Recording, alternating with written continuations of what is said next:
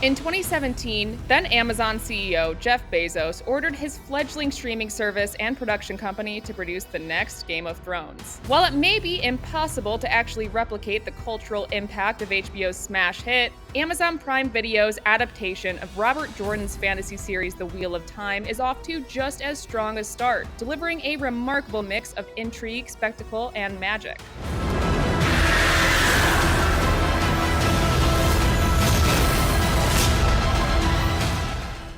This is a series that could only really be adapted by a studio with the ambitions and budget of Amazon, which is reportedly spending $10 million per episode to build and destroy elaborate sets and fuse CGI with practical effects to make its magic and monsters come to life. Every aspect of the production is lushly realized. But showrunner Rafe Judkins and his team are delivering more than just peak TV spectacle, showing a deep understanding of the source material without being afraid to change things to better suit the medium.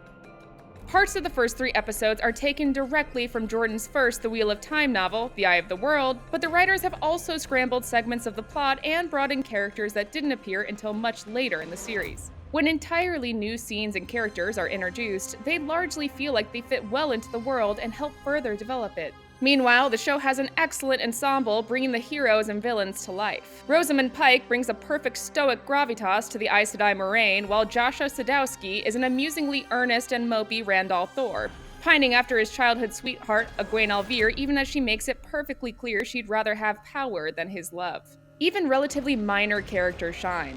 Alexander Willem's Tom Maryland feels like an older and wiser version of The Witcher's Jaskier as he soberly sings a ballad about the dragon in a voice reminiscent of Chris Cornell or Eddie Vedder. It's no small task to introduce so many characters and explain all the factions, history, and magical rules of the setting in a way that won't lose newcomers or bore fans of the books. The Wheel of Time manages to thread the needle by showing a group or power in action, allowing us to enjoy a bit of wonder or mystery, and then using the relatively sheltered citizens of the 2 rivers as audience stand-ins who can be told what's really going on. That results in purposely jarring shifts in action and tone as a beautiful celebration turns into a bloody battle, or an intimate moment becomes something far more threatening. This action-first, explanations-later approach works incredibly well as a way to maintain the momentum without a need to try to keep us entertained with Game of Thrones' notorious sexposition.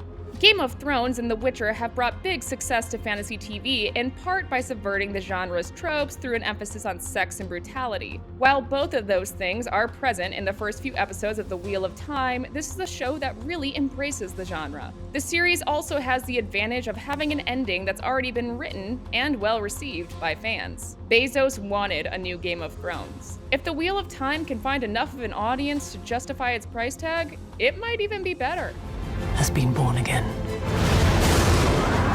The Wheel of Time is gorgeous, well-acted, and strongly written. A show that understands the characters and plot of Robert Jordan's books without being slavishly loyal to the source material. The first 3 episodes use a mix of gripping action and personal dramas to bring the pages to life while also providing an accessible introduction to series newcomers. The groundwork showrunner Rafe Judkins is laying shows he has a plan for the future. Hopefully, he will be given the time and money to see it through.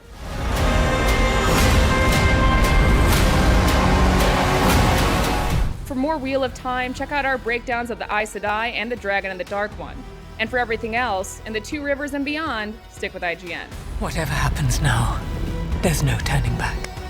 The wheel weaves as the wheel wills.